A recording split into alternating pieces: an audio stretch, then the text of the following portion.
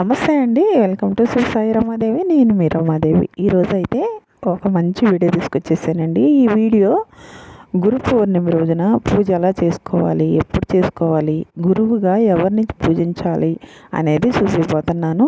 అయితే ముందుగా నా ఛానల్లోకి ఎవరైనా కొత్తగా వస్తుంటే ఛానల్ సబ్స్క్రైబ్ చేసుకొని పక్కనే ఉన్న బెల్ సింబల్ కొడితే నేను పెట్టే ప్రతి ఒక్క వీడియో మీకు నోటిఫికేషన్ అవుద్దండి. గురువుగా పూజించింది నేను ఎప్పుడు పూజించేది సాయిబాబాని. ఎందుకంటే నాకు తెలిసింది గురువు సాయిబాబానేనండి. ఇంకా అయితే గురువులు దక్షిణామూర్తి, రాఘవేంద్ర స్వామి వీళ్ళందరూ కూడా ఉన్నారు. అయితే మనకి స్పష్టంగా తెలిసింది బాబా గారే కాబట్టి నేను సాయిబాబానే పూజిస్తాను. ఇప్పుడు గురువారం కూడా బాబా గారిని పూజిస్తానండి. అయితే ఈ గురువుకి ఎలా పూజ చేయాలి అనేది ఇప్పుడు మనం వీడియోలోకి వెళ్ళి చూద్దాం. ఫస్ట్ అయితే నేను ఇక్కడ మనం ఎక్కడైనా పూజ చేసుకునేటప్పుడు దేవుడికైనా గురువుకైనా ఇలా పసుపు తాలుకొని చక్కగా ముగ్గేసుకొని పీట పెట్టుకొని పీట మీద ఒక పసుపు రంగు క్లాత్ పరుచుకోవాలి. ఇది కొత్త క్లాత్ తెచ్చానండి నేను ఈరోజు. కొత్త క్లాత్ తెచ్చి పరుచుకోవచ్చు, లేదు మన ఇంట్లో ఉన్న పసుపు రంగు క్లాత్ మంచిగా ఉతికి పీట మీద తీసుకొని పీట మీద సాయిబాబా ఫోటోకి గంధం కుంకుమ బొట్లు పెట్టుకొని ఆ ఫోటోని పీట మీద పెట్టుకోవాలి. తర్వాత నేను గురువుని పూజించేటప్పుడు శనగల ప్రసాదం కూడా పెడతారు. ఈ శనగల మాల వేయటం ద్వారా శనగల మాలలు 2 తయారు చేశానండి. చిన్న మాల ఒకటి, పెద్ద మాల ఒకటి. అయితే బాబా గారికి బట్టలు కూడా పెట్టాను. అక్కడ మర్చిపోయి పెట్టేసాను. మళ్ళీ తీసి బట్టలు కూడా పెట్టానండి. ఏం పర్వాలేదు, పెట్టి నాకు తీయకూడదు అనుకుంటారేమో.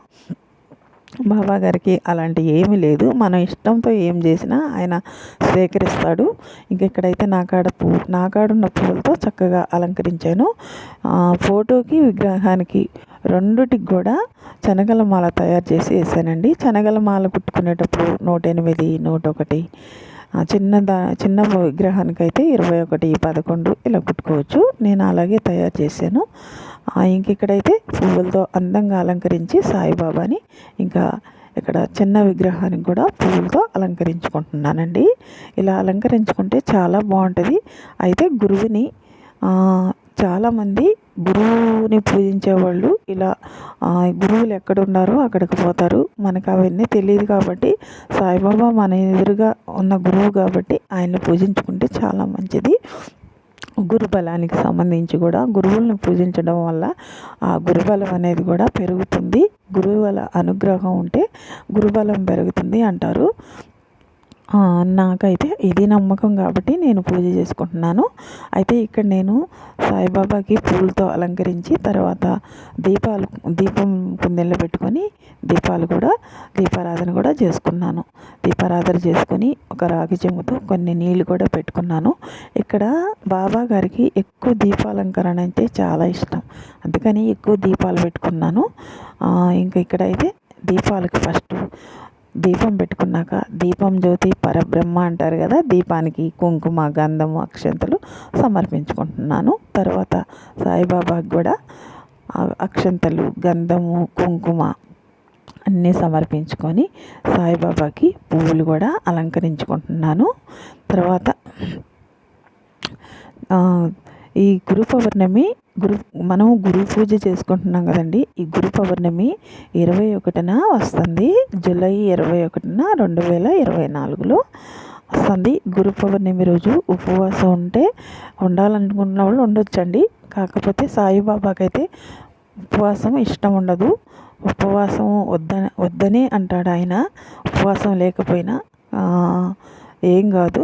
ఒకవేళ ఉండాలనుకున్న వాళ్ళు పున్నమి ఉంది కాబట్టి ఉండాలనుకున్న వాళ్ళు ఉండొచ్చు. నేను ఇక్కడైతే ఇంకా సాయిబాబాకి అక్షంతలు, గంధం, కుంకుమ అన్నీ సమర్పించి తాంబూలం సమర్పించి ఇంకా ప్రసాదం కూడా సమర్పించానండి. ప్రసాదంలో శనగలు గురువుకి చాలా ఇష్టం. అలా శనగల ప్రసాదంగా పెడితే చెప్పాను కదా గురుబలం వస్తుందని. ఇంకా నేను బాబా గారికి రొట్టెలు ఇష్టం కాబట్టి రొట్టెలు, వంకాయ కర్రీ కూడా చేసి పెట్టాను. అంటే వంకాయ కర్రీ పెట్టాలని కాదు, నేను అది సులువుగా అవద్దని చేసి పెట్టాను. ఇంకా బాబాకి కూడా ఇష్టమని అంటుంటారని చేశాను. ఇక్కడైతే అష్టోత్తరం చేసుకుంటున్నాను. సాయిబాబా అష్టోత్తరాలు ఉంటాయి, చేసుకుంటున్నాను. ఈ నా కాడ కొన్ని తులసి దళాలు ఉంటే తులసి దళాలతో చేసుకుంటాను.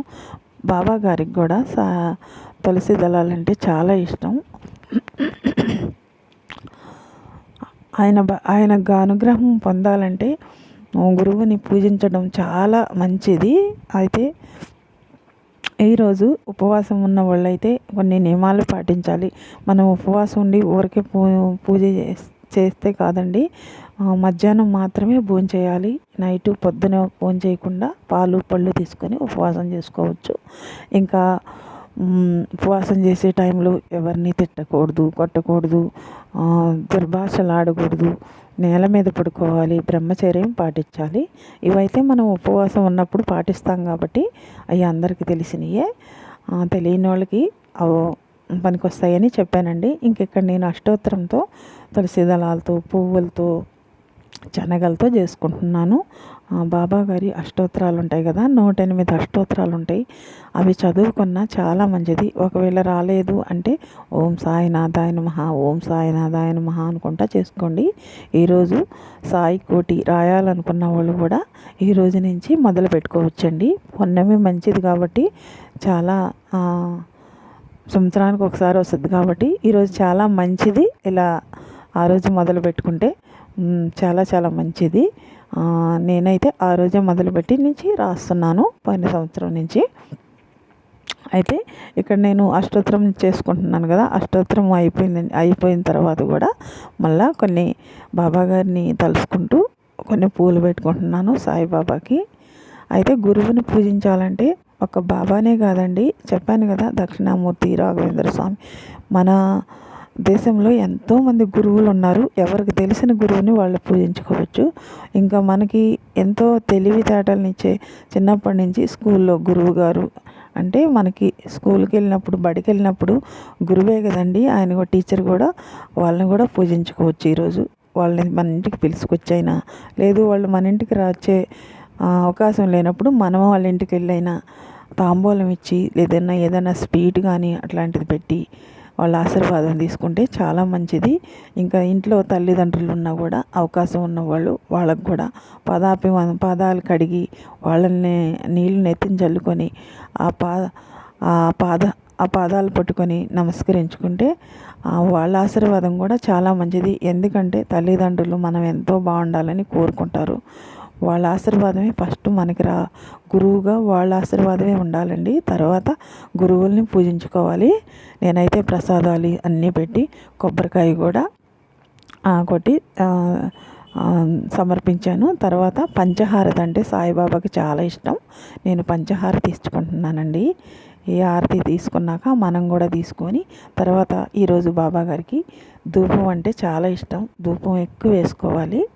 ధూపం ఎక్కువ వేసుకున్న తర్వాత ఆ ధూపాలతో మనం కూడా తీసుకొని తర్వాత ఈ ప్రసాదాలన్నీ ఎవరికైనా పంచిపెట్టిన చిన్నపిల్లలకి పెడితే మరీ ఇష్టపడతాడండి బాబా గారు. చిన్నపిల్లలంటే ఆయనకి చాలా ఇష్టం. ఇంకా ఇదేనండి ఈరోజు వీడియో. మీకు అందరికీ నచ్చద్దు అనుకుంటున్నాను. నచ్చితే లైక్ చేయండి.